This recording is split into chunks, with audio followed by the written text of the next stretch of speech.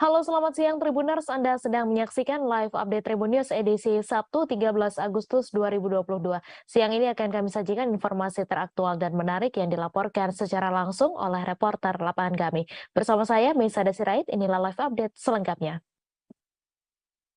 Kita ke informasi pertama Tribuners, Ketua Umum Partai Gerindra Prabowo Subianto menyatakan kesiapannya untuk kembali maju menjadi calon presiden 2024. Hal itu ditegaskan Prabowo dalam pidatonya di Rapimnas Partai Gerindra di Sentul, Bogor, Jawa Barat pada Jumat 12 Agustus malam. Prabowo menegaskan sebagai mantan prajurit dirinya sejak muda dididik untuk terus berjuang demi bangsa Indonesia. Ia pun menyatakan kesiapannya untuk terus berjuang. Untuk informasi selengkapnya akan disampaikan langsung oleh wartawan Tribun News, Reza Deni Saputra yang kini sudah terhubung bersama kami. Silakan rekan Reza.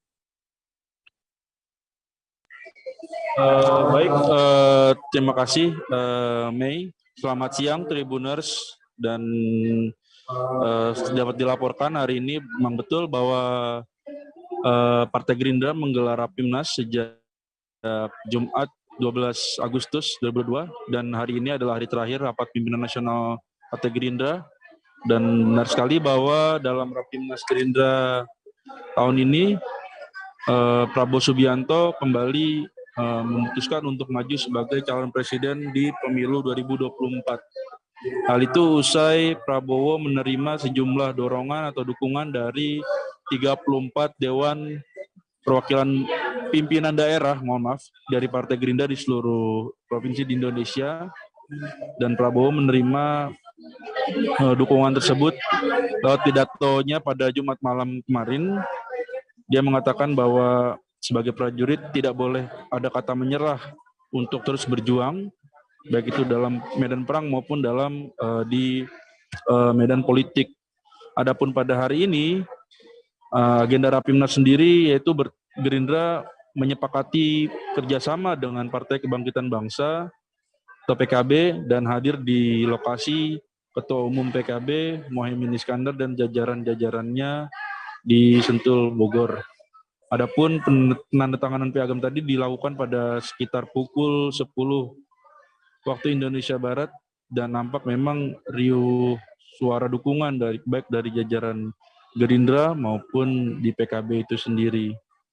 Ada momen menarik juga dalam Rapimnas kali ini, yakni tidak hadirnya dua tokoh yang mungkin sangat lekat dengan Gerindra, yakni Fadlizon dan juga Sandiaga Uno. Ketua Harian DPP Partai Gerindra, Sufmi Dasko, mengatakan bahwa Fadlizon memang berhalangan hadir karena sedang ada tugas di parlemen, yakni sejak tanggal 10 Agustus kemarin. Sementara Sandiaga Uno juga tidak hadir karena memang ada kegiatan di Kementerian Pariwisata dan Ekonomi Kreatif. Adapun acara hingga pukul 12.30 berlangsung lancar dan sudah selesai dengan selawatan dari seluruh jajaran Gerindra dan jajaran PKB. Kita nantikan lagi apakah Partai Gerindra dan PKB ini akan terus sampai 2024 atau akan ada dinamika seperti apa. Namun yang pasti PKB dan Gerindra dipastikan tidak akan berdua, mereka akan terus berkomunikasi dengan partai politik lainnya. Kira-kira begitu, Mei. Terima kasih. Baik, terima kasih rekan Reza Deni Saputra atas laporan Anda. Selamat bertugas kembali. Kita beralih ke informasi selanjutnya Tribuners. Prabowo Subianto secara resmi akan maju di pemilu 2024 mendatang. Hal tersebut diucapkan langsung oleh Prabowo Subianto saat digelarnya rapat pimpinan nasional atau Rapimnas Partai Gerindra di Gedung Sentul International Convention Center di Kabupaten Bogor pada Jumat 12 Agustus.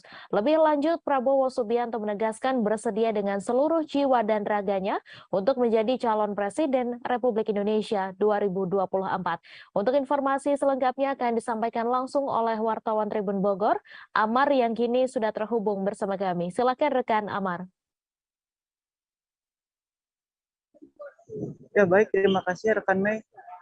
Ya untuk Tribuners dimanapun Anda berada, jadi pada hari kemarin itu hari Jumat tanggal 12 Agustus 2022, DPP Partai Gerindra menggelar rapat pimpinan nasional atau Rapimnas di gedung SICC Sentul Bogor. Nah, ketika Rapimnas ini adalah agenda tunggal yang dimana para kader mendorong atau menunggu jawaban dari Prabowo Subianto untuk maju di Pilpres 2024 mendatang. Nah, untuk jawabannya sendiri itu diungkapkan langsung atau diutarakan langsung oleh Prabowo Subianto pada Jumat malam sekira pukul 21 lewat itu menyatakan dirinya siap untuk maju dengan seluruh jiwa raganya untuk maju di pemilu 2024 mendatang. Nah, mendengar jawaban dari Prabowo Subianto, ribuan kader menyambut gembira hingga berteriak nama Prabowo Subianto di dalam gedung SICC Gema ya. Nah, menurut Sekjen dari DPP Partai Gerindra, Ahmad Muzani mengatakan ada beberapa alasan untuk mengusung Prabowo Subianto ini. Yang pertama yaitu beliau adalah calon presiden yang dari berbagai macam survei itu paling populer. Kalau dia BMW dia agak galak, gitu galak. kan, galak, bandel, gitu kan, mantan fuckboy dan segala macam. Kalau misalnya aku nih, mobil aku kan laki banget, kamu tertarik nggak? Tertarik. Fuso kebetulan.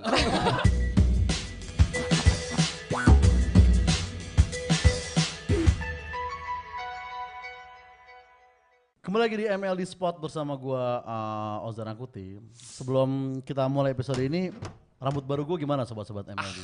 Karena kan orang nanya lu model rambut apa sih, Za gitu kan. Gua bilang itu niruin huruf D di MLD Spot kata gua, tapi Itu orang dia, belum itu terlalu dia.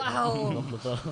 Ya kayak otomotif itu bisa jadi alasan untuk Turuan yang viral antara Samsudin dengan pesulap merah inisial HS alias MR ya, yang menyebabkan gejolak.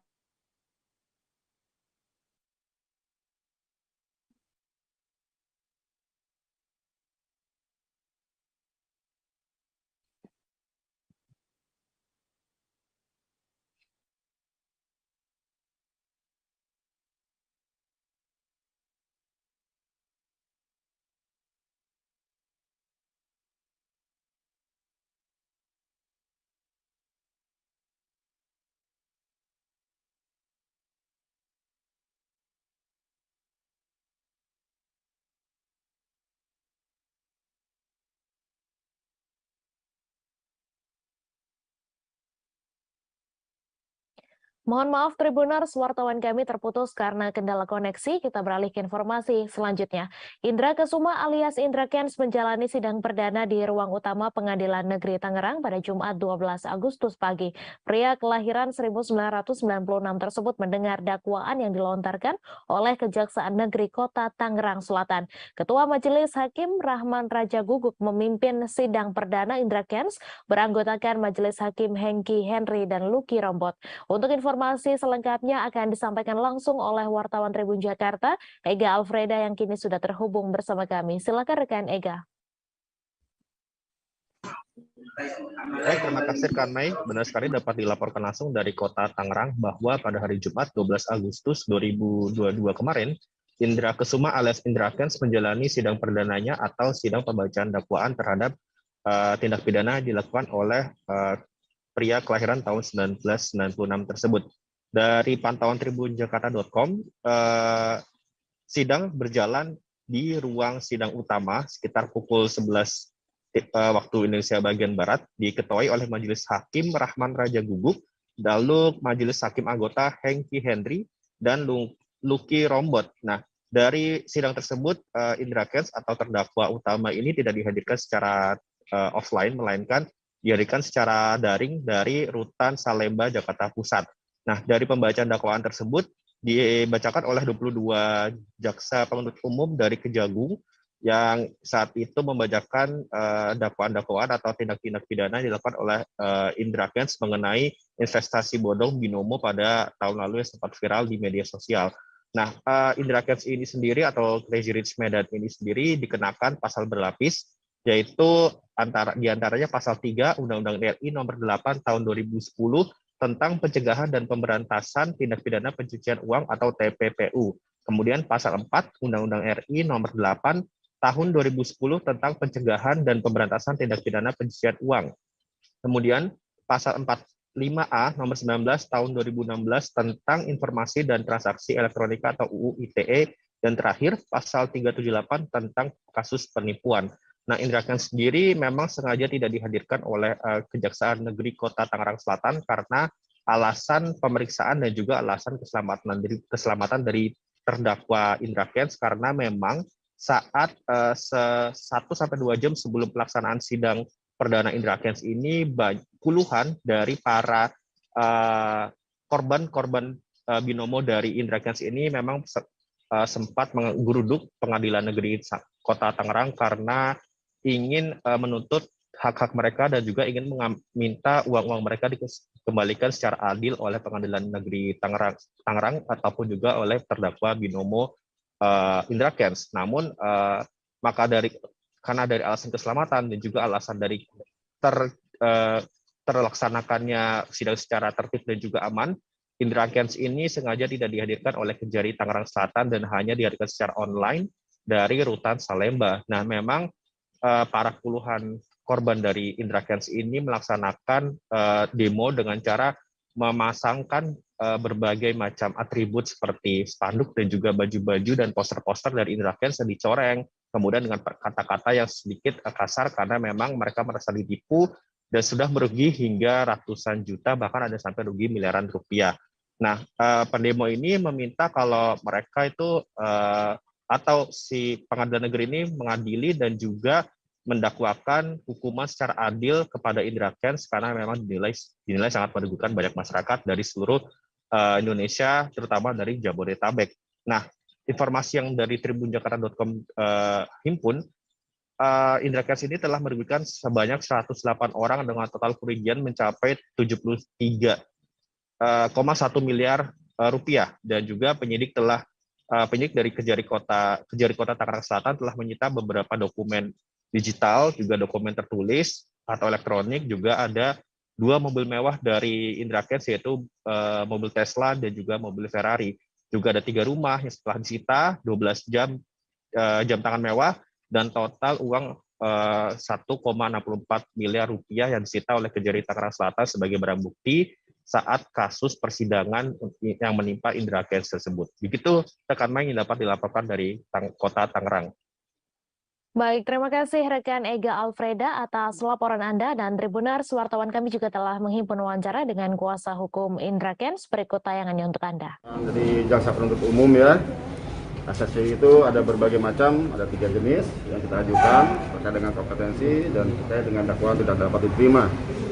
Terkait dengan kompetensi relatif itu kita mengajukan, kenapa? Karena jumlah saksi yang bertempat tinggal di Jakarta, wilayah Jakarta, baik itu Jakarta Barat, Utara, Timur, Selatan, dan Pusat, itu berjumlah 26.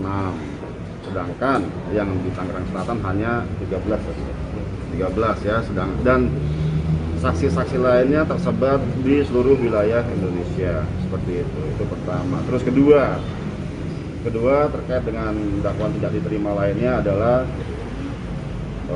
di sini ada seharusnya ya ada satu pihak lagi, yaitu binomo. Binomo kan di sini sebagai pelapor utama ya. Pelapor utamanya itu binomo. Karena apa? Karena korban-korban ini mentransfer ke binomo ya, mendepositkan itu ke binomo, bukan kepada Indra ya. Hubungan hukumnya dengan binomo. Jadi jelas ada hubungan hukum ya dengan binomo dan para korban. Seharusnya binomo itu diangkat sebagai pihak dalam perkara ini, yaitu sebagai tersangka dan kemudian jadi terdakwa. Tapi itu tidak ada dan tidak terjadi di sini.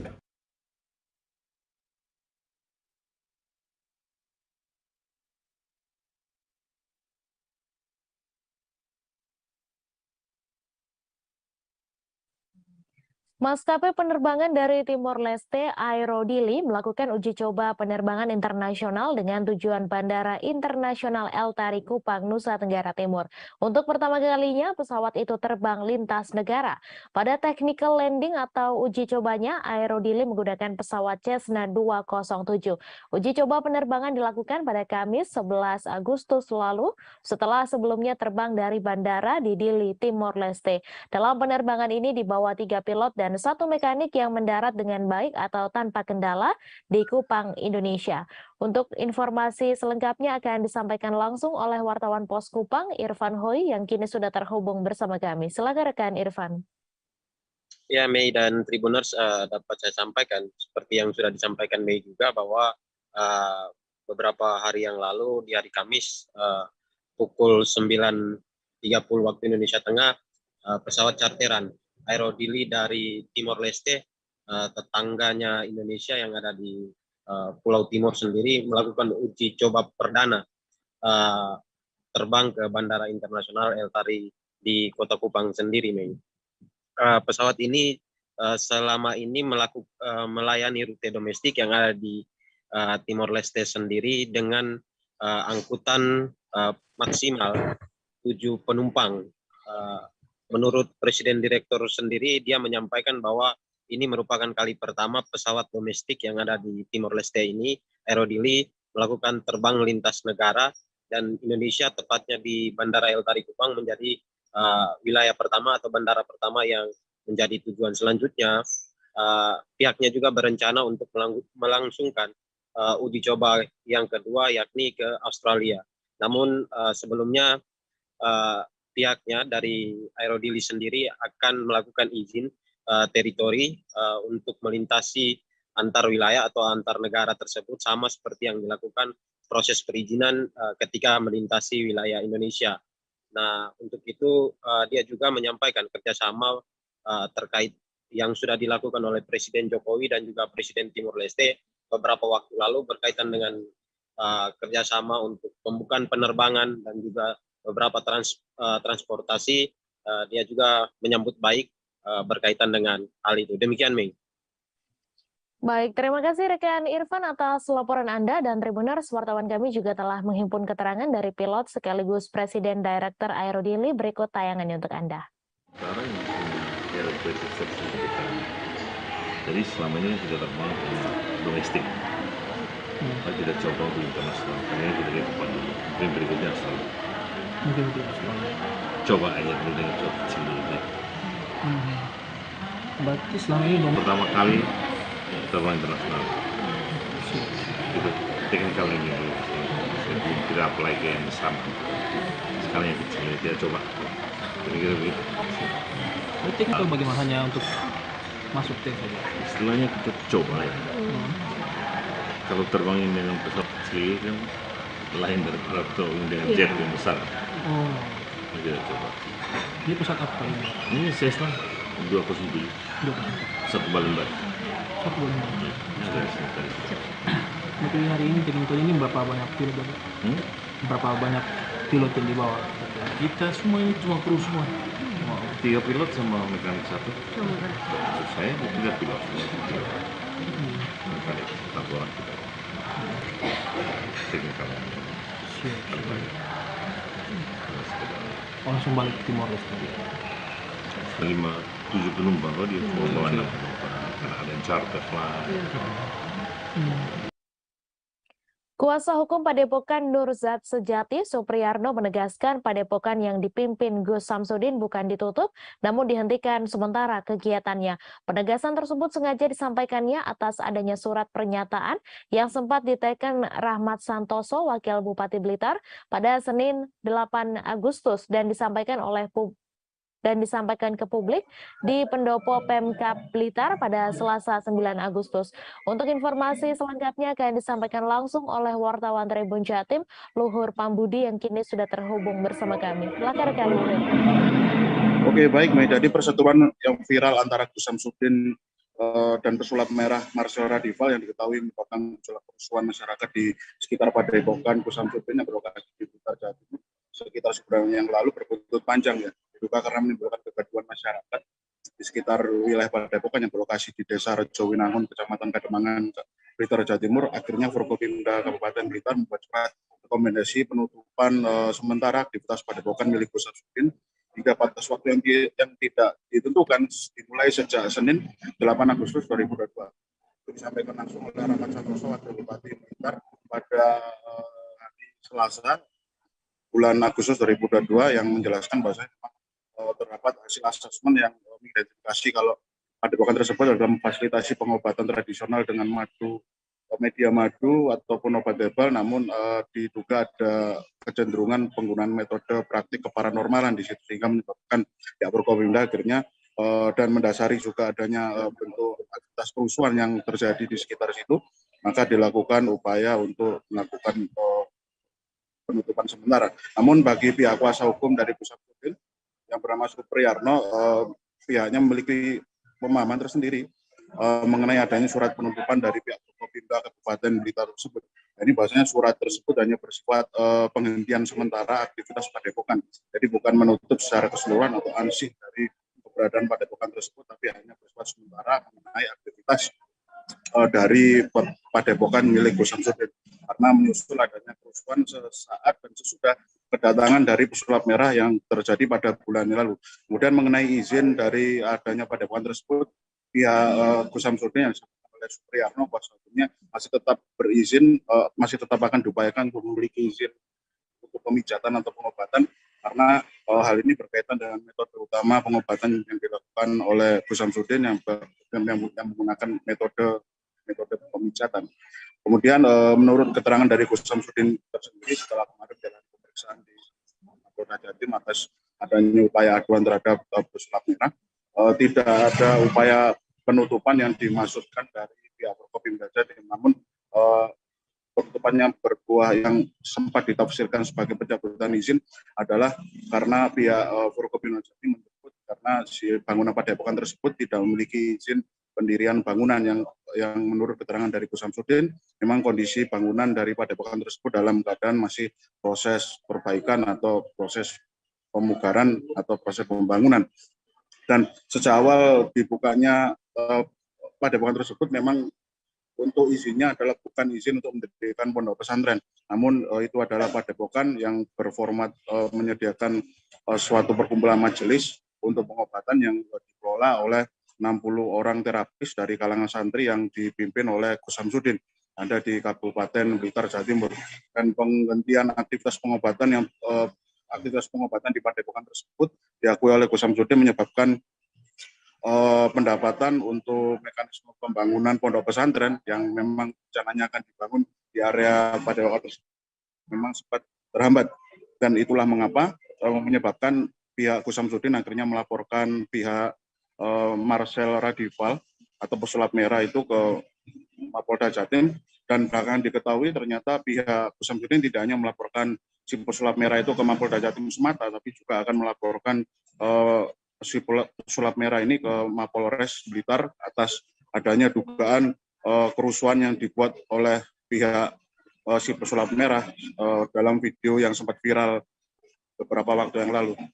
Dan informasi kami pun Jumat kemarin Gus Samsudin diperiksa oleh pihak penyidik unit 4 dari Subdit 5 Cybercrime di Treskrimsus Polda Jatim selama 6 jam, dicecar 37 pertanyaan hanya untuk dimintai keterangan klarifikasi data-data alat bukti atas pengaduan yang telah dibuatnya terhadap Marcel Radival selaku pihak teradu ya, atau pihak lazim disebut sebagai pesulap merah. Dan informasi yang kami himpun dari pihak penyidik yakni PLH Kasubdit 5 Cybercrime di Treskrimsus Polda Jatim Kompol Haryanto bahwasanya pekan depan pihak pesulap merah sebagai pihak teradu ya akan dijadwalkan untuk dilakukan pemeriksaan untuk mengklarifikasi segala bentuk informasi yang sudah diperoleh pihak penyidik dari pihak Gus Samsudin untuk dikonfirmasi atau diklarifikasikan pada pihak masyarakat seperti apa. Dan perlu digarisbawahi bahwasanya upaya hukum yang dilakukan oleh Gus Samsudin ini masih bersifat aduan, dan hasil dari penelitian yang dilakukan oleh pihak Polda Jatim atau penyidik cybercrime ini nanti akan merujuk pada apakah pengaduan ini akan berbuah pada pelaporan hukum atau tidak. Demikian reportase kami dari Jawa Timur, Mei. Kembali ke studio. Baik, terima kasih rekan Luhur Pambudi atas laporan Anda, dan Tribuners, wartawan kami juga telah menghimpun wawancara dengan kuasa hukum Padepokan Nurzat Sejati Blitar. Berikut tayangannya untuk Anda. Beredar itu salah atau menyimpang dari kenyataan. Tidak ada penutupan, baik oleh pemerintah maupun oleh siapapun. Tidak ada. Yang ada adalah penghentian sementara kegiatan Badan Hukum Yayasan. Yang mana kegiatannya adalah ruqyah atau yang biasa dilakukan oleh Gus Samsudin dengan pemijatan beserta doa-doa menurut ajaran Islam, menurut Al-Quran, ya Gus. Izinnya selama ini apa? Apa benar terkait hanya pemijatan atau bagaimana? Begini, izin yang dimiliki memang pemijatan, tetapi kan kegiatan yang dilakukan Gus Samsudin itu memang tidak ada atau belum ada pemerintah menampung izin itu. Jadi izin paranormal apa ada? Itu ya. Nah, kayak gitu. Belum pemerintah belum menyediakan perizinan tentang paranormalan. Untuk Tim Inafis Polres Bulungan terjun ke lokasi kejadian kebakaran yang menghanguskan 2 gedung kantor Komisi Pemilihan Umum Kabupaten Tanah Tidung. Dalam giat pada Selasa 11 Agustus, Inafis Polres Bulungan tengah melaksanakan investigasi atau olah tempat kejadian perkara. Untuk informasi selengkapnya akan disampaikan langsung oleh wartawan Tribun Kaltara, Risnawati, yang kini sudah terhubung bersama kami. Silakan rekan Risna. Iya, benar Mei, bahwa Selasa lalu tim Inafis Polres Bulungan telah melakukan olah TKP di lokasi kejadian kebakaran yang menghanguskan 2 bangunan gedung KPU Tanah Tidung, yang mana sebanyak 4 personel Polda Kaltara dan 3 personel Polres Bulungan yang meluncur ke TKP. Kemudian juga terkait barang bukti yang didapatkan, ada beberapa barang bukti yang didapatkan oleh tim Inafis Polres Bulungan. Hanya saja dari tim Inafis Polres Bulungan belum menyebutkan secara rinci terkait dengan barang-barang apa saja yang menjadi barang bukti dari kejadian tersebut. Kemudian juga terkait dengan saksi yang dimintai keterangan oleh tim Inafis Polres Bulungan sebanyak 3 orang, yang mana ketiga orang tersebut merupakan anggota KPU bagian keuangan. Kemudian juga disampaikan oleh tim Inafis Polres Bulungan bahwa dalam kejadian tersebut belum bisa disimpulkan terkait dengan dugaan terjadinya kebakaran tersebut, mengingat dalam olah TKP masih dalam proses penyelidikan. Sebelumnya juga di hari yang sama, tim KPU Kalimantan Utara juga mengecek lokasi kejadian kebakaran, dan Ketua KPU Kalimantan Utara, Suryanata Al-Islami, mengatakan bahwa pihaknya juga telah menyampaikan laporan pengecekan tersebut ke KPU RI. Seperti itu, Mei. Baik, terima kasih rekan Risna atas laporan Anda. Selamat bertugas kembali. Kita beralih ke informasi selanjutnya, Tribuners. Satreskrim Polres Blitar Kota menangkap 3 oknum anggota perguruan silat yang melakukan pengeroyokan terhadap pengendara di Kota Blitar. Rekaman video aksi pengeroyokan yang dilakukan oknum anggota perguruan silat terhadap pengendara itu sempat viral di media sosial. Kasus pengeroyokan pertama yang diungkap terjadi di Jalan Diponegoro atau di depan Taman Kota Kebonrojo, Kota Blitar. Untuk informasi selengkapnya akan disampaikan langsung oleh wartawan Surya, Samsul Hadi, yang kini sudah terhubung bersama kami. Silakan rekan Samsul.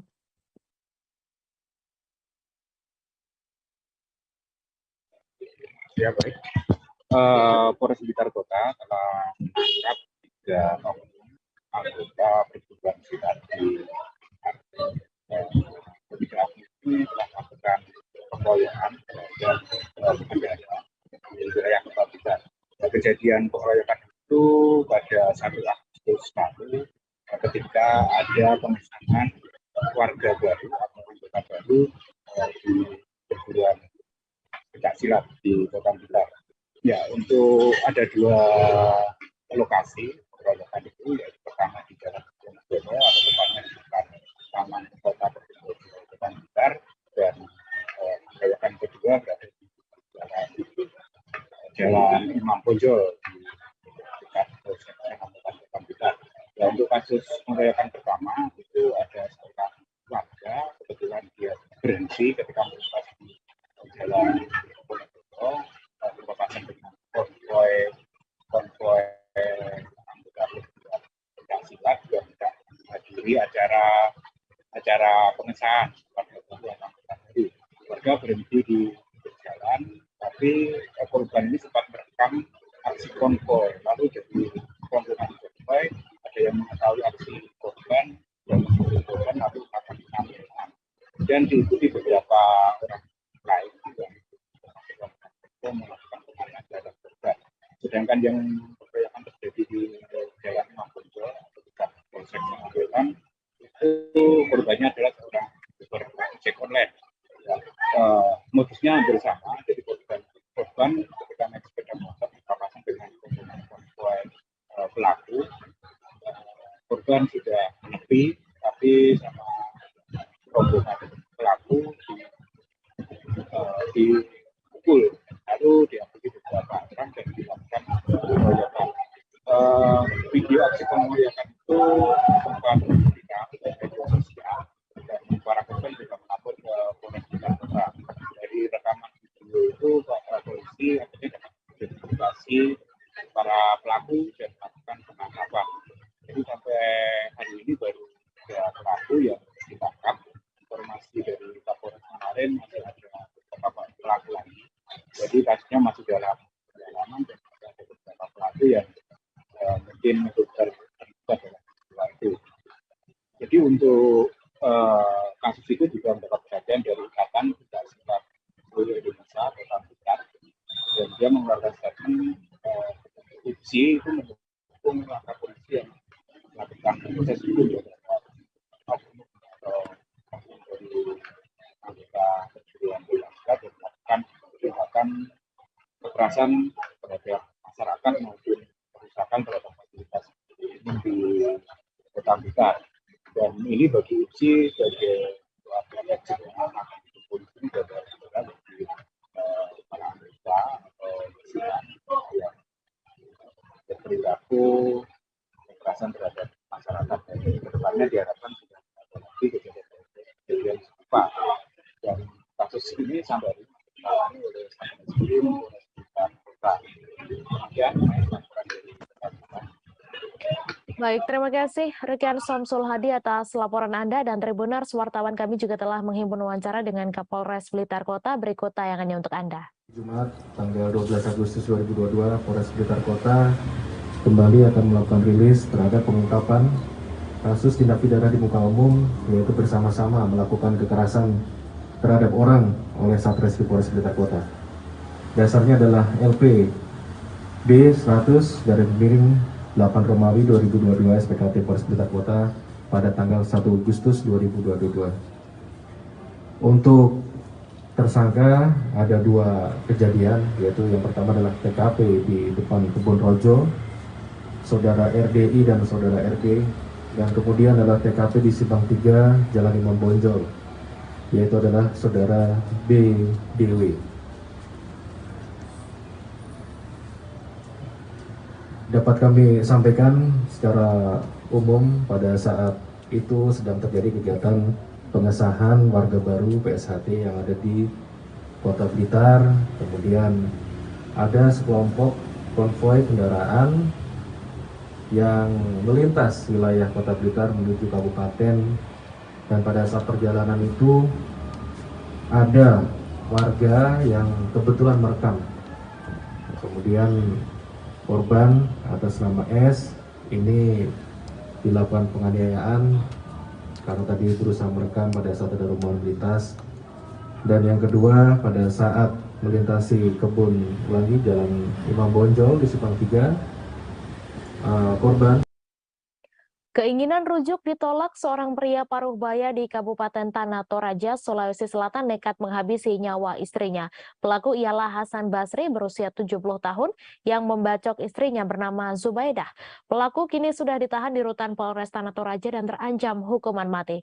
Untuk informasi selengkapnya akan disampaikan langsung oleh wartawan Tribun Timur, Tommy Pasheru yang kini sudah terhubung bersama kami. Silakan rekan Tommy. Baik, Mei. Jadi peristiwa suami membunuh istri di Tanah Toraja, Sulawesi Selatan ini terjadi pada Kamis 28 Juli bulan lalu. Pelaku yakni Hasan Basri berusia 70 tahun tega menghabisi nyawa istrinya sendiri bernama Subaidah akibat keinginannya untuk rujuk setelah lama pisah ranjang ditolak oleh istrinya atau korban. Jadi pelaku saat ini sudah ditahan di rumah tahanan Polres Tanah Toraja. Pelaku dijerat pasal 44 ayat 3 Undang-Undang RI nomor 23 tahun 2004 tentang penghapusan kekerasan dalam rumah tangga dan pasal 338 KUHP dengan ancaman maksimal hukuman mati. Jadi dapat kami jelaskan Hasan dan Subaidah ini sudah lama pisah ranjang. Dan pada saat kejadian, tepatnya pada Kamis 28 Juli malam, Hasan mendatangi kamar istrinya tersebut untuk mengajak rujuk. Namun niat baik oleh Hasan ini ditolak oleh istrinya. Bahkan saat itu Hasan diusir dari kamar istrinya tersebut. Namun Hasan bersikeras untuk tetap rujuk. Hal ini pun membuat korban atau Subaidah emosi, lalu mengambil parang dan menyerang Hasan. Tak terima dengan perbuatan oleh istri tersebut, Hasan merebut parang yang dipegang oleh Subaidah dan membabi buta menghabisi nyawa istrinya. Setelah melakukan aksinya, Hasan kemudian tidur di jasad istri tersebut hingga keesokan harinya pasangan suami istri ini ditemukan oleh warga sudah dalam kondisi tergeletak. Selanjutnya warga melapor ke pemerintah setempat berikut menghubungi pihak kepolisian atau Polsek Saluputih. Jadi dapat kami informasikan bahwa motif Hasan menghabisi nyawa istrinya ini karena Hasan ingin rujuk setelah lama pisah ranjang, namun keinginannya tersebut ditolak oleh korban atau dari istri Hasan sendiri. Seperti itu, Mei. Baik, terima kasih rekan Tommy Pasheru atas laporan Anda dan Tribuners. Wartawan kami juga telah menghimpun wawancara dengan Kasat Reskrim Polres Tanah Toraja. Berikut tayangannya untuk Anda. Baik, pada hari ini Jumat tanggal 12 Agustus 2022 kita press release kasus pembunuhan di Rantai Tayo pada tanggal 28 Juli 2022 di mana dilaporkan oleh saudara bernama Abdul Sabir, dilaporkan pada hari Kamis. Saat itu juga tanggal 28 Juli jam 9 malam waktu Indonesia Tengah, di mana korban atas nama Subaidah atau Mama Ramli ditemukan di rumah korban yang beralamat di kanan masuk dalam kelurahan Padangiri. Niat ingin membegal sepeda motor, Anton Sujarwo, warga Jalan Sukasari, Kelurahan Talang Kelapa, Kecamatan Alang-Alang Lebar, Palembang, malah menjadi bulan-bulanan masa.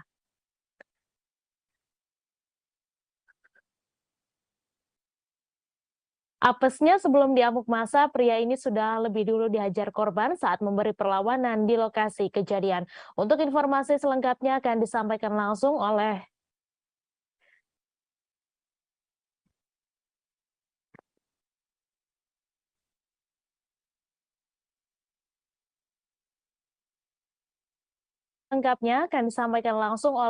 wartawan.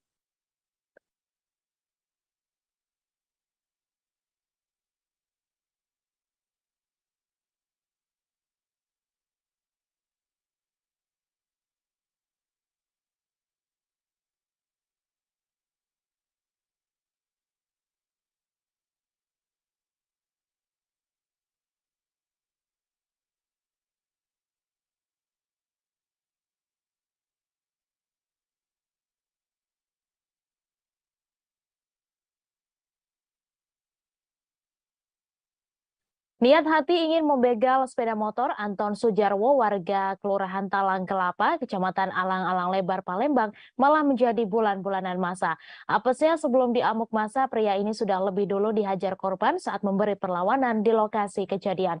Untuk informasi selengkapnya akan disampaikan langsung oleh wartawan Tribun Sumsel, Sinta yang kini sudah terhubung bersama kami. Silakan rekan Sinta.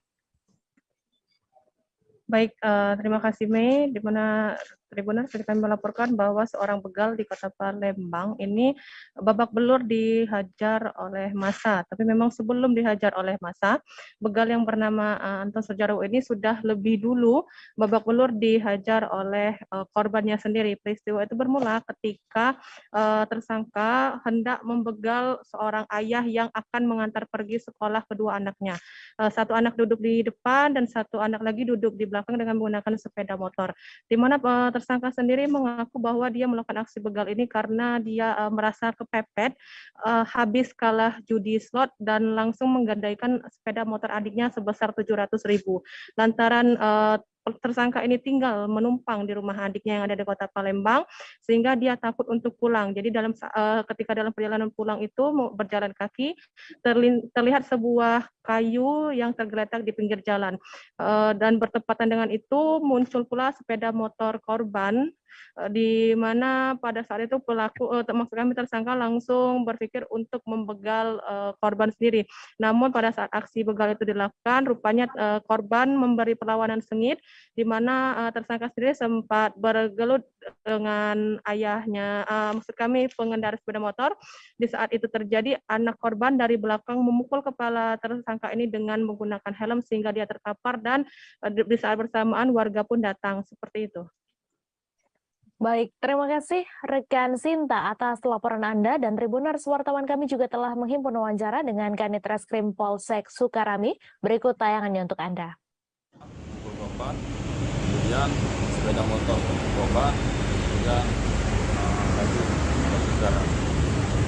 Ini jadi masih dilakukan pemeriksaan ya, pelaku dilakukan pemeriksaan. Sekarang pelaku masih dalam pemeriksaan dan kita mengembangkan kalau ada tindakan lain. Oke, ancaman pasalnya? Untuk pelaku diancam pasal 365 KUHP dengan ancaman 5 tahun penjara dari 5 tahun. Kalau menurut keterangan tersangka,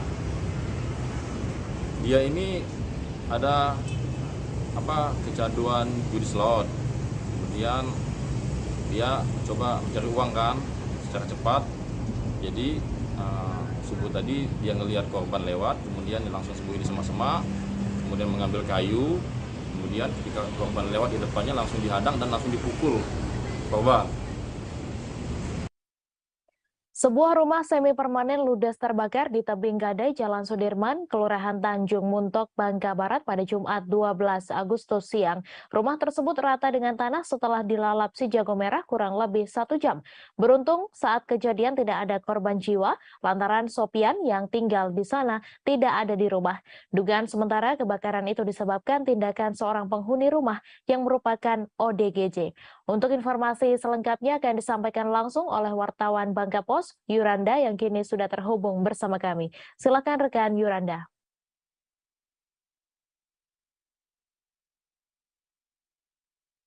Ya, baik Mei, bisa saya sampaikan dari Kabupaten Bangka Barat sendiri. Kemarin pada saat Jumat siang terjadi kebakaran rumah semi permanen di Jalan Gadai, tebing tinggi. Maksud kami Jalan tebing Gadai, Jalan Sudirman, Kelurahan Tanjung, Kecamatan Muntok, Kabupaten Bangka Barat. Di mana rumah itu ditinggalkan oleh seorang OGDJ yang sudah lama menderita penyakit itu, lantaran melihat api yang sedang membesar, masyarakat setempat langsung melakukan pemanggilan atau melaporkan ke Damkar. Satu unit pemadam kebakaran yang diturunkan berhasil memadamkan api di kawasan tersebut. Berdasarkan keterangan Ketua RT setempat, Darta mengatakan rumah itu dihuni oleh OGDJ yang ditinggalkan oleh ibunya lantaran ibunya sudah memiliki rumah yang pemberian pemerintah Kabupaten Bangka Barat sendiri. Ia mengaku untuk kronologi yang pasti dia tidak mengetahui, namun saat selesai sholat Jumat dia mendapat laporan adanya kebakaran di sekitar rumah di warganya, merupakan warganya itu. Sehingga masyarakat sekitar langsung berbondong-bondong dan memanggil damkar dan membantu damkar untuk memadamkan api di sana. Sementara akibat kejadian tersebut tidak ada korban jiwa, sementara kerugian yang dialami puluhan juta rupiah. Begitu nih yang bisa saya sampaikan di Kabupaten Bangka Barat sendiri, Pak. Baik, terima kasih rekan Yuranda atas laporan Anda. Selamat bertugas kembali dan Tribuners, wartawan kami juga telah menghimpun wawancara dengan Ketua RT setempat. Berikut tayangannya untuk Anda. Ini tanah punya Ibu Juria. Ini rumah ini anaknya yang agak ini lah. OGDJ. Stres lah. OGDJ. Nah, OGDJ yang tinggal. Beliau ini warga lama di sini. Cuman waktu kejadian ini juga saya sebenarnya nggak tahu pasti jam berapanya karena saya nggak ada di tempat juga. Saya tahu pas sampai rumah baru dikasih tahu dikabarkan ada yang ngabar ada bahwa rumah ini kebakar. Sebenarnya yang tinggal di rumah itu hanya yang ODGJ. Rumah ibu yang ini ya? Rumahnya. Yang tinggal itu anaknya. Nah, yang laki. Tahu? Saya sampai saat ini belum dapat informasi karena ibu ini juga tidak bisa kita ambil keterangan. Agak orangnya ini tidak bisa dipegang.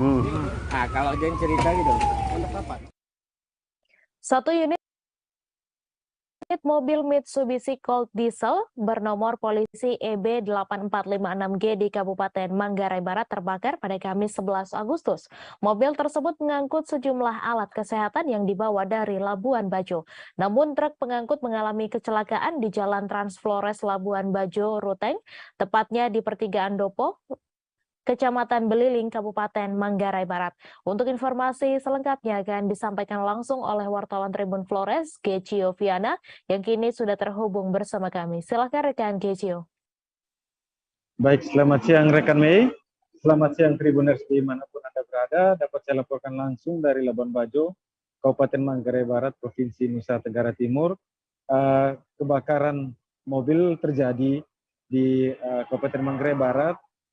Dan itu terjadi pada Kamis 11 Agustus 2022 lalu dan kendaraan tersebut membawa sejumlah alat kesehatan dari Labuan Bajo menuju Ruteng. Kendaraan yang dikendarai oleh supir bernama Yohanes Ngada itu diketahui mengalami kebakaran yang cukup hebat sehingga mengakibatkan area belakang truk tersebut hangus dan sejumlah alat kesehatan pun ikut terbakar, rekan Mei. Dan kronologis kejadian sendiri dapat saya laporkan saat sang supir yakni Yohanes Ngada melihat dari kaca spion ternyata ada kobaran api yang terjadi di area belakang. Setelah turun dan mengecek secara langsung ternyata kobaran api itu semakin membesar dan mengakibatkan sejumlah alat kesehatan itu terbakar. Berdasarkan konfirmasi dengan Kapolsek Sanonggoang, Ibda Juharis mengatakan bahwa kebakaran tersebut masih diselidiki dan belum diketahui penyebab dari kebakaran yang tidak menimbulkan korban jiwa tersebut. Dapat saya laporkan juga rekan media dan Tribuners dimanapun Anda berada, sebelumnya alat kesehatan tersebut itu diangkut dari Labuan Bajo menggunakan satu unit dump truck. Namun dump truck tersebut mengalami kecelakaan di tengah jalan, sempat terguling dan masuk ke dalam jurang.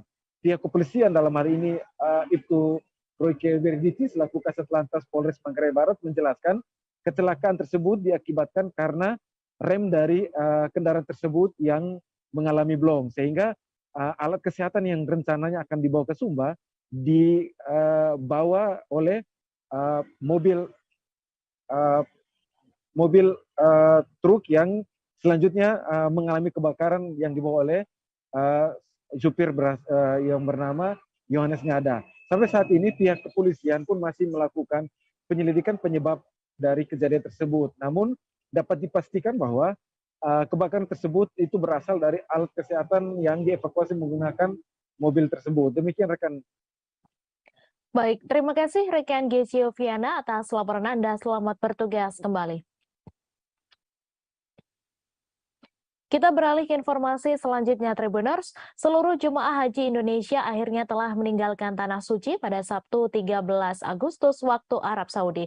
Sebanyak 360 jemaah asal kloter Solo 43 yang merupakan jemaah haji asal Pekalongan menjadi kloter terakhir yang meninggalkan Arab Saudi. Mereka terbang ke Indonesia dari Bandara Amma Madinah menggunakan penerbangan Garuda Indonesia pada pukul 12.30 waktu Arab Saudi. Untuk informasi selengkapnya akan disampaikan langsung oleh wartawan Tribun News, Aji Bramastra yang kini sudah terhubung bersama kami. Silakan rekan Aji.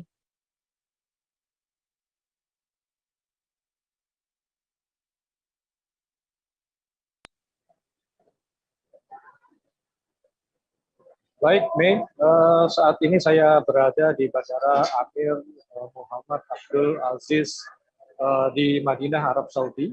Sebagaimana Tribuners lihat, di belakang saya ini ada 360 jemaah haji dari kelompok terbang atau kloter 43 Solo 34, yaitu mereka yang berasal dari Pekalongan, Tegal, dan ada juga yang dari Sleman. Mereka ini adalah jemaah haji yang terakhir atau kloter paling buntut yang pulang ke tanah air. Jadi setelah kepulangan mereka ini sudah tidak ada lagi jemaah haji yang berada di Tanah Suci. Nah, kepulangan dari kloter Solo 43 ini sekaligus menandai berakhirnya gawe penyelenggaraan ibadah haji musim 2022. Sebagaimana kita ketahui, sudah pada tahun ini ada hampir 100.000 jemaah haji yang terdiri dari jemaah haji reguler dan jemaah haji khusus yang menjadi kuota jemaah haji Indonesia.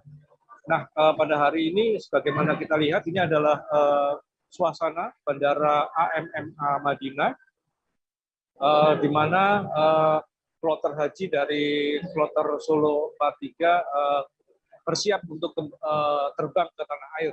Mereka dijadwalkan pulang pada pukul 12.30 waktu Arab Saudi atau sekitar 2 jam lagi. Demikian ini laporan dari Madinah, Arab Saudi.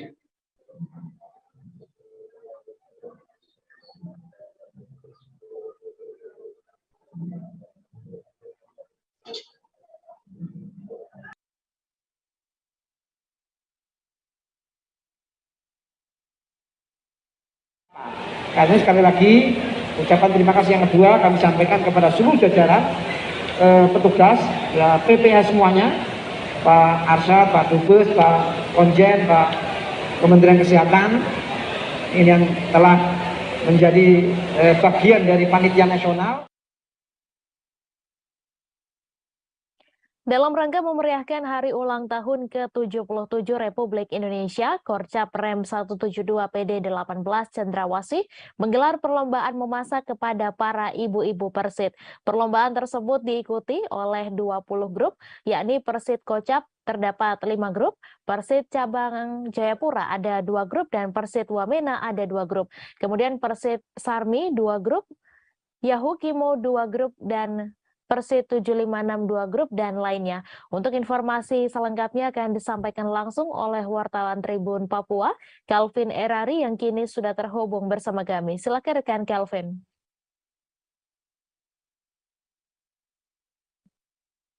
Ya, baik Mei dan juga Tribuners dimanapun Anda berada.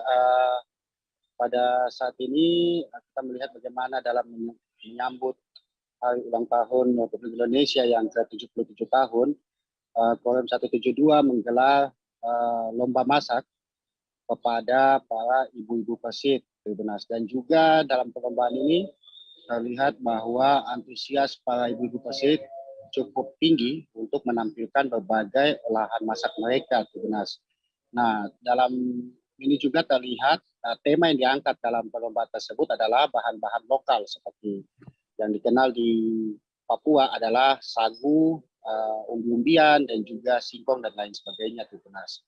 Nah, dari hasil wawancara kami dengan Danrem 172 mengatakan bahwa kegiatan tersebut untuk agar mereka bisa dapat membina bagaimana para ibu-ibu Persib ini untuk mengelola hasil pangan lokal khususnya di Provinsi Papua. Demikian nih. Baik, terima kasih rekan Kelvin Erari atas laporan Anda, dan Tribuners, wartawan kami juga telah menghimpun wawancara dengan Ketua Persib serta Komandan Korem 172. Berikut tayangannya untuk Anda.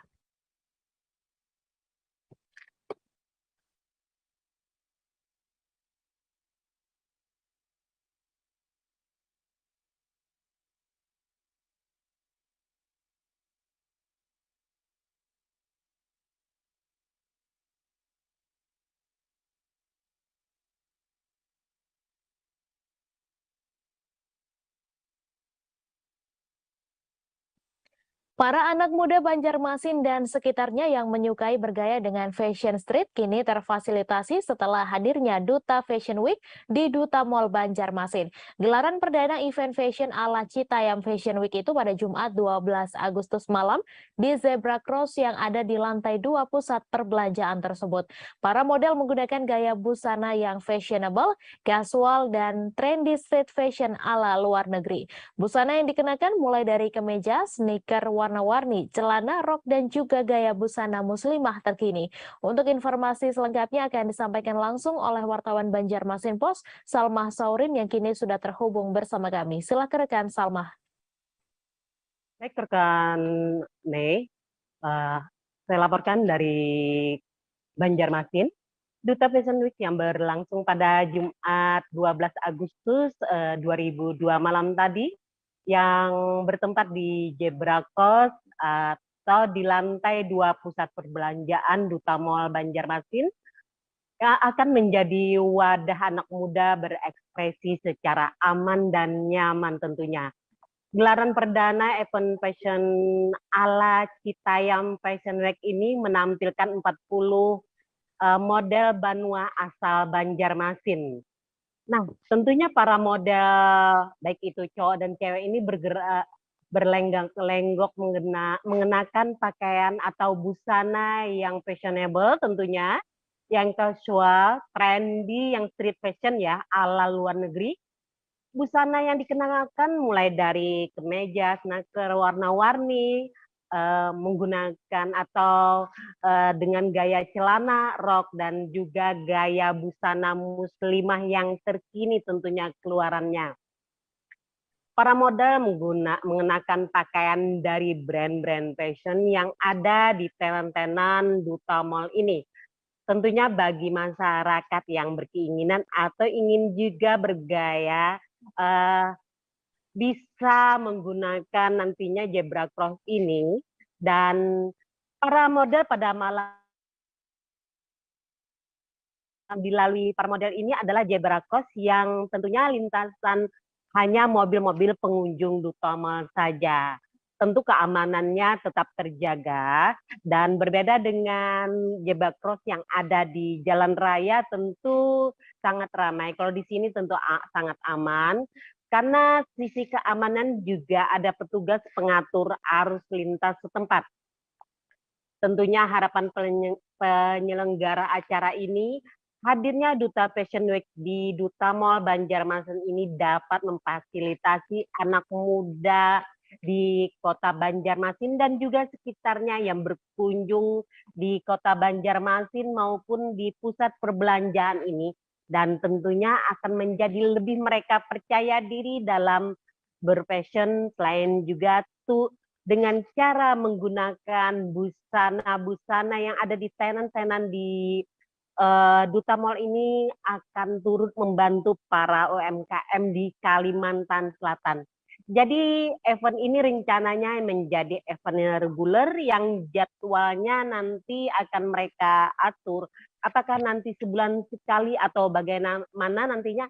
Nah, jika kali ini tampilan para model menjadi tren juga ke depannya, maka akan dibuka secara umum dan para remaja-remaja, anak muda yang ingin turut bergaya seperti model ini, yuk juga bisa di tempat ini apabila saat-saat event ini akan dibuka kembali.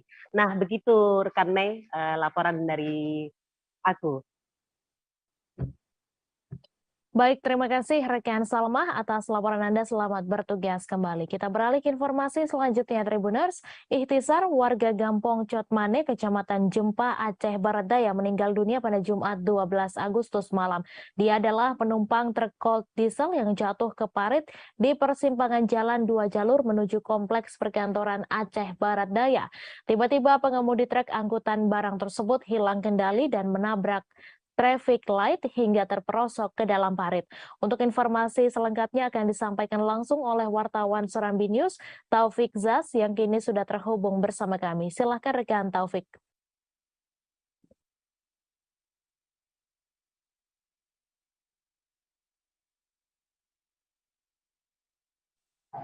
Baik, terima kasih rekan Mei. Dapat kami laporkan bahwa Ihtisar, 41 tahun, warga Gampong Cotmane, Kecamatan Jempa, Kabupaten Aceh Barat Daya yang sebelumnya kritis, dilaporkan pada Jumat malam dilaporkan meninggal dunia. Dia adalah penumpang truk Colt diesel BL 8544AD yang jatuh ke parit di persimpangan jalan 2 jalur menuju kompleks kantor Bupati Aceh Barat Daya Jumat kemarin, tepatnya di Gampong Gedepaya, Kecamatan Blangpidi. Informasi yang disampaikan Kapolres Aceh Selatan, Aceh Barat Daya, AKBP Daniel Cartanugraha melalui Kasat Lantas Ibda Muhbeni yang dikonfirmasi Serambi saat setelah kejadian menerangkan bahwa truk bermuatan pipa itu dikemudi oleh Muhammad Nasir, usia 29 tahun, warga Kecamatan Bandar, Desa Bandar, Kecamatan Susu, Kabupaten Aceh Barat Daya. Sedangkan rekannya sebagai penumpang 2 orang lagi, yakni Ihtisar yang sudah meninggal, dan 1 lagi belum diketahui identitasnya. Truk itu melaju dari arah Blangpidi menuju Tapatuan, Kabupaten Aceh Selatan. Sesampai di lokasi kejadian, tiba-tiba pengemudi truk angkutan barang tersebut hilang kendali dan menabrak traffic light hingga terperosok ke dalam parit. Akibat dari kecelakaan tersebut, Muhammad Nasir mengalami luka lecet di bagian kaki, dada, dan luka robek di bagian kaki. Sedangkan Ihtisar mengalami luka lecet di tangan kiri, punggung, dan luka bakar di tangan kiri. Korban sesaat setelah kejadian, korban langsung dilarikan ke Rumah Sakit Umum Tepupukan Aceh Barat Daya guna mendapatkan perawatan medis dan meninggal saat menjalani perawatan di rumah sakit. Demikian rekan Mei. Baik, terima kasih rekan Taufik atas laporan Anda. Selamat bertugas kembali. Seorang mantan karyawan situs judi online bernama Jamal yang menjadi korban penyekapan dan penganiayaan di bekas kantornya di Penjaringan, Jakarta Utara, mengungkapkan ada oknum aparat yang terlibat pada saat pemukulan. Menurutnya, ada beberapa dari sekitar 15 orang pelaku penganiayaan pada April lalu yang merupakan oknum aparat. Selama disekap pihak perusahaan judi online itu, Jamal dipukuli hingga dianiaya karena dianggap telah mengambil uang perusahaan senilai 13 juta rupiah. Untuk informasi selengkapnya akan disampaikan langsung oleh wartawan Tribun Jakarta, Gerald Leonardo Agustino, yang kini sudah terhubung bersama kami. Silakan rekan Gerald. Ya, selamat siang Mei dan juga Tribuners dimanapun Anda berada. Memang dapat saya laporkan bahwa seorang pria warga Pademangan, Jakarta Utara yang bernama Jamal berusia 22 tahun melaporkan kasus penganiayaan dan penyekapan yang dialaminya ketika Jamal ini masih bekerja sebagai karyawan perusahaan judi online di wilayah Penjaringan, Jakarta Utara. Di mana Mei dan Tribuners, dalam laporannya itu Jamal menyatakan bahwa dirinya disekap selama 3 hari dan juga dianiaya oleh pihak perusahaan, di mana dalam penganiayaan tersebut Jamal dipukuli, disundut rokok, dan juga dipecut menggunakan selang, serta memang Jamal ini juga diarak-arak dalam kondisi telanjang dada, berkeliling ruko yang menjadi tempat dirinya bekerja di situs judi online di wilayah Penjaringan, Jakarta Utara. Memang dalam laporannya ini, Mei dan juga Tribuners, korban Jamal ini menyatakan atau melaporkan juga bahwa ada beberapa dari 15 orang, sekitar 15 orang yang melakukan penganiayaan terhadap dirinya ini adalah oknum aparat,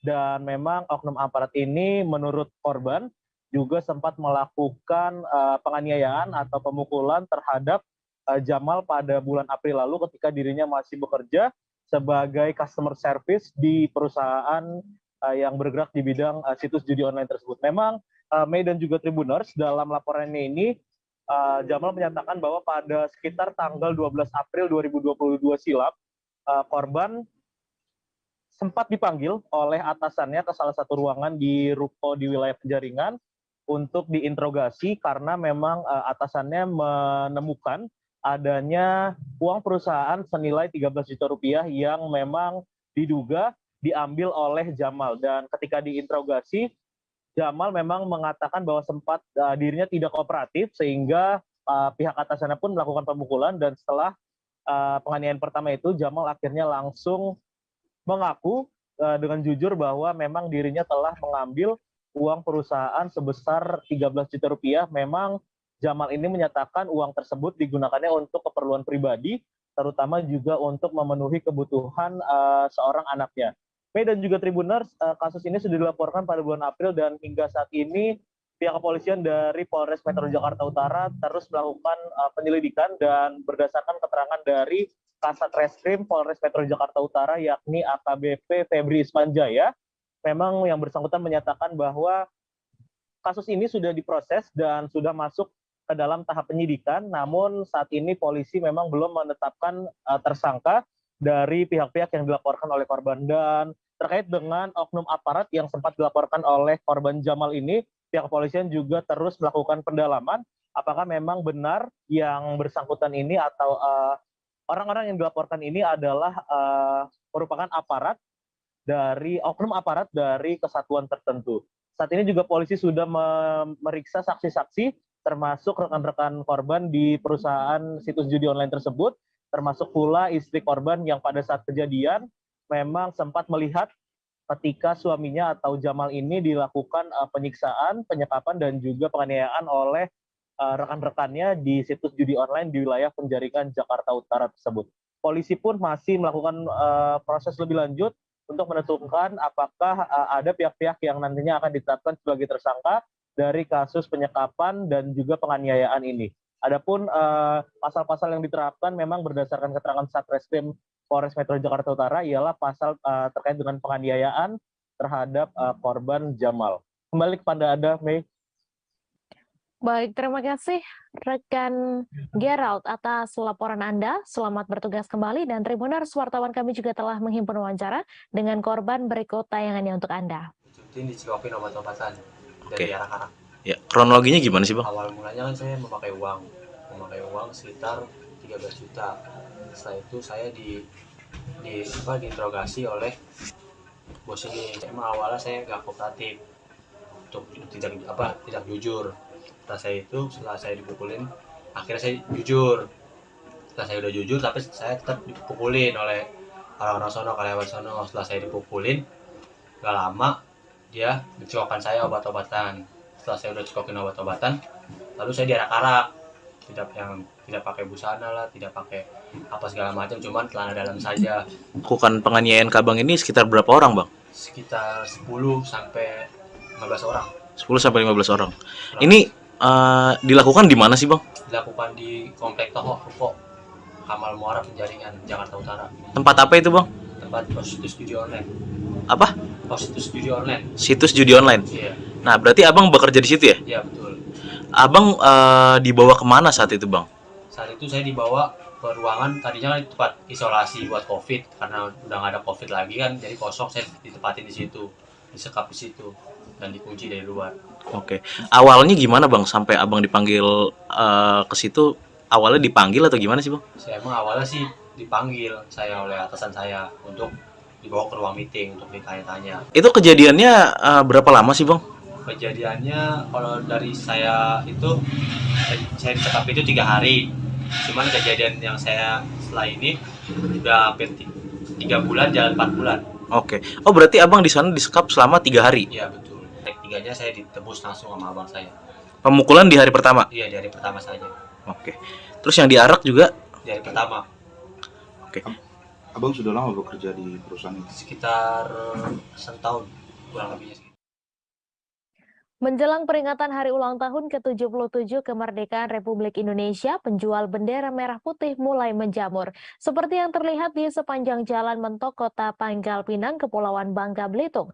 Tak hanya bendera merah putih berbagai ukuran, pedagang juga menjajakan umbul-umbul bendera. Lokasi yang berada di pinggir jalan diakui para pedagang merupakan lokasi paling strategis dalam menjual bendera untuk merayakan Hari Ulang Tahun Kemerdekaan Republik Indonesia. Untuk informasi selengkapnya akan disampaikan langsung oleh wartawan Bangka Pos, CP Marlianto yang kini sudah terhubung bersama kami. Silakan rekan CP.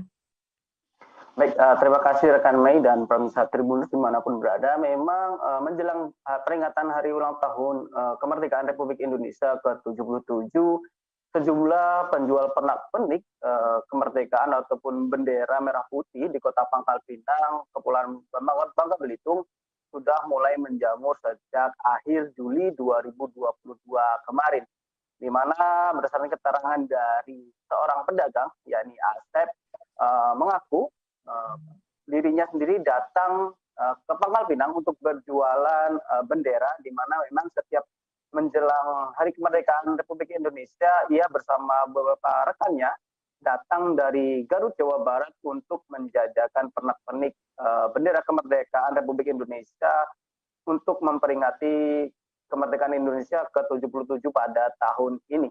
Asep sendiri mengatakan pada tahun ini sendiri penjualan dari pernak-pernik Agustusan tersebut memang cukup meningkat, bahkan dalam sehari sendiri pihaknya sendiri dapat memperoleh omset hingga 1,5 juta rupiah per harinya, di mana setiap tahun sendiri Asep mengatakan memang sering datang ke Kota Pangkal Pinang. Hal itu sengaja dilakukan untuk menjual bendera merah putih yang ia bawa dari Garut, Jawa Barat, dari perusahaan konveksi yang ada di Jawa Barat tersebut. Hal senada juga turut diungkapkan oleh Faijon, di mana memang Faijon sendiri merupakan rekan dari Asep yang berjualan di sepanjang jalan mentok Pangkal Pinang, di mana memang pada tahun ini penjualan bendera sendiri cukup meningkat, bahkan dalam sehari dia juga bisa memperoleh omset hingga 1 juta rupiah, di mana untuk pernak-pernik yang dijajakan sendiri mulai dari umbul-umbul berwarna merah putih dengan lambang burung Garuda sendiri yang dibanderol dengan harga 150.000, kemudian bendera persegi dengan harga 100.000, kemudian bendera dengan bahan yang lembut sendiri dijual dengan harga mencapai 500.000 rupiah. Oleh karena itu sampai saat ini juga Faijon sendiri mengatakan untuk tim Pangkal Pinang sendiri, pihaknya sendiri bersama rekan-rekan lainnya menyewa sebuah kontrakan di daerah Kota Pangkal Pinang, di mana nantinya setelah tanggal 17 Agustus mereka akan kembali ke Garut, Jawa Barat untuk bekerja sebagaimana provinsi mereka masing-masing. Seperti yang kita tahu, memang Faijon sendiri bekerja sebagai penjual buah di kawasan Garut, Jawa Barat, di mana memang menurutnya dipilihnya lokasi di pinggir jalan tersebut setiap tahunnya sudah dianggap sebagai tradisi, di mana tempat tersebut dianggap strategis bagi para penjual bendera menjelang Hari Kemerdekaan Republik Indonesia ke-77 tahun ini. Begitu rekan Mei, kembali. Baik, terima kasih rekan JP atas laporan Anda, dan Tribuners wartawan kami juga telah menghimpun wawancara dengan salah seorang pedagang bendera musiman. Berikut tayangannya untuk Anda. Lama jualan di sini, Bang? Udah lama sih. Udah lama ya, Bang? Dari tahun berapa, Bang? 2008. Dari 2008. Jual bendera juga, Bang, berarti ya? Oh, sudah lama, Bang, ya? Berarti kalau ini jualnya musiman pas ada jelang 17 Agustus saja atau gimana, Bang? Ya buat Agustus aja sih. Oh, buat Agustus saja ya? Oh, berarti kalau untuk hari-hari biasa nggak ada, Bang? Nggak ada. Oh, nggak ada, Bang, ya? Nah, pas milih tempat ini tuh dari beberapa bulan yang lalu, Bang, Ibu jualan di sini nih? Udah sih, udah tiap tahun ke sini sih. Udah setahun, Bang, ya? Pindah-pindah. Dari mulai bulan apa, Bang, maksudnya kesininya? Ya, dari bulan 7 lah. Oh, bulan 7, Bang, ya? Ya, akhir bulan 7. Akhir minat dari masyarakat atau antusias dari masyarakat yang membeli bendera itu bagaimana, Bang, khususnya? Kalau tahun sekarang sih udah kurang lah sekarang. Agak kurang, Bang? Udah kurang jauh lah. Oh, jauh. Mungkin ya ekonominya juga. Kalau tahun kemarin, Bang? Tahun kemarin agak mendingan lah. Agak mendingan, Bang, ya? Oh, jadi tahun ini ada terjadi penurunan seperti itu, Bang? Tidak seperti tahun sebelumnya, Bang? Oke, betul. Abang dari mana, Bang? Dari Garut. Oh, dari Garut.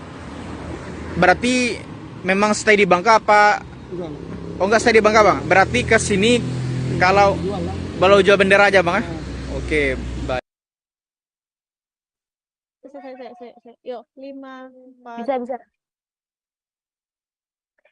Puluhan pasangan suami istri di Kota Bogor kini mulai berbahagia. Puluhan suami istri di Kota Bogor ini kini akan diresmikan secara negara dan segera memiliki buku nikah melalui persidangan isbat massal di Pengadilan Agama Kelas 1A Bogor pada Jumat 12 Agustus. Wali Kota Bogor Bima Arya yang membuka persidangan pernikahan isbat massal ini mengatakan langkah ini dilakukan untuk menjamin hak-hak suami istri di Kota Bogor. Untuk informasi selengkapnya akan disampaikan langsung oleh wartawan Tribun Bogor, Rahmat Hidayat, yang kini sudah terhubung bersama kami. Silakan rekan Rahmat.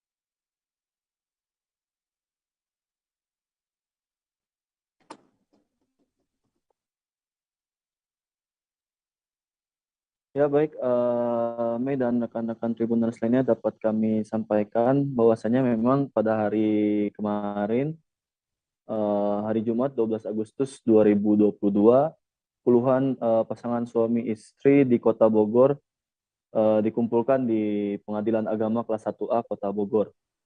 Berkumpulnya puluhan pasangan suami istri di Kota Bogor ini dalam rangka sidang isbat pernikahan massal yang digelar oleh salah satu komunitas yang ada di Kota Bogor dan bekerjasama dengan Pengadilan Agama Kelas 1A Kota Bogor dan sekaligus juga pemerintah Kota Bogor.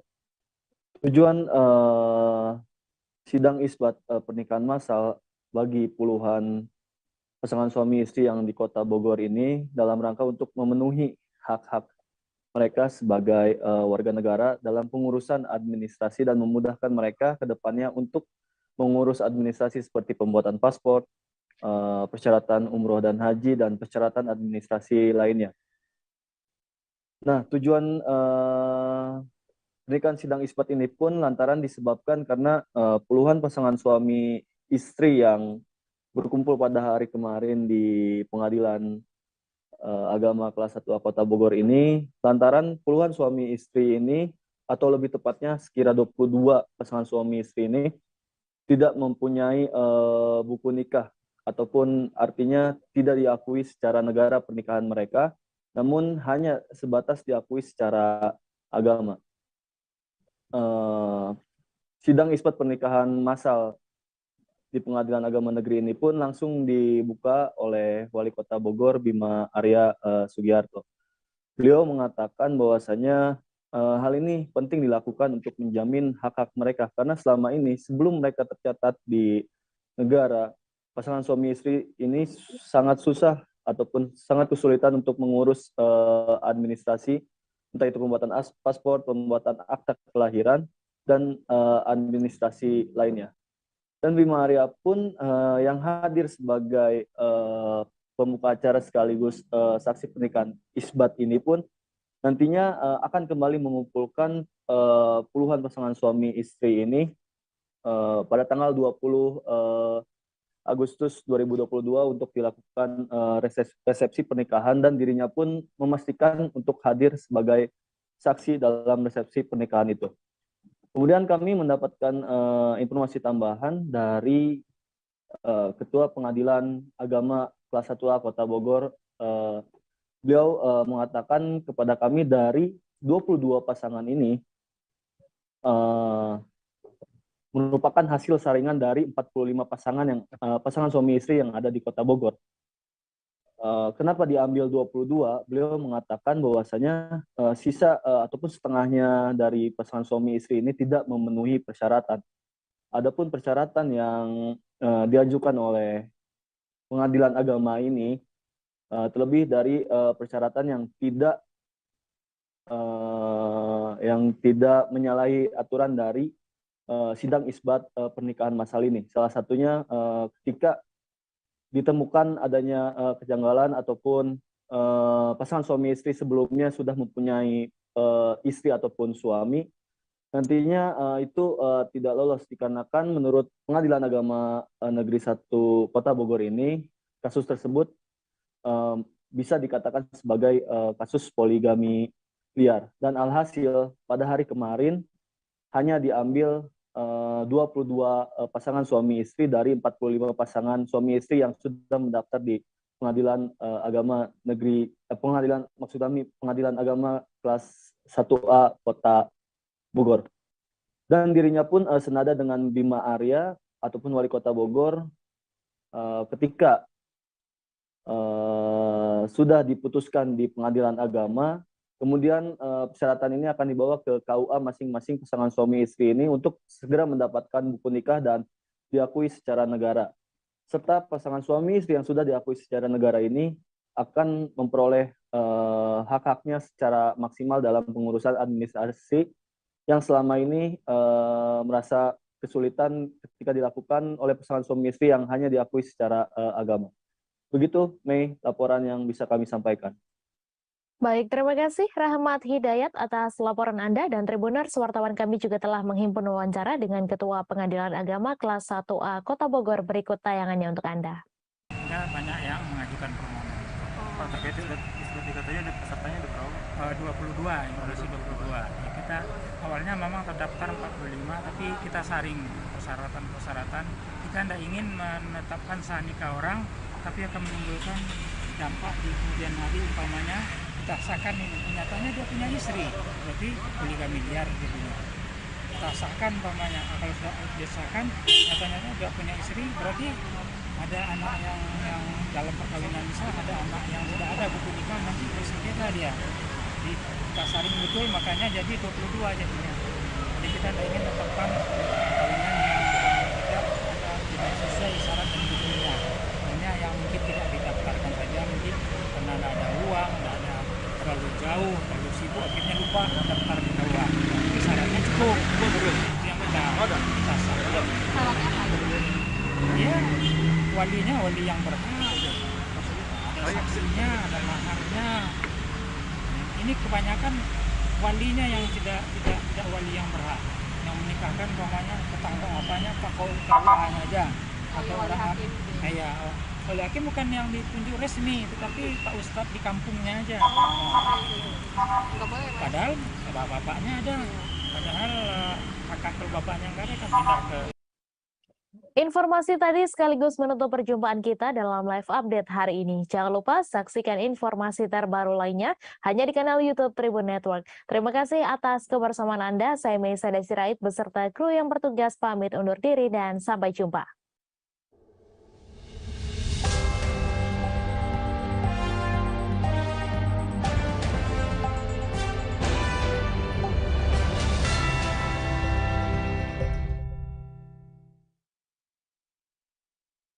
Jangan lupa like, subscribe, dan share ya!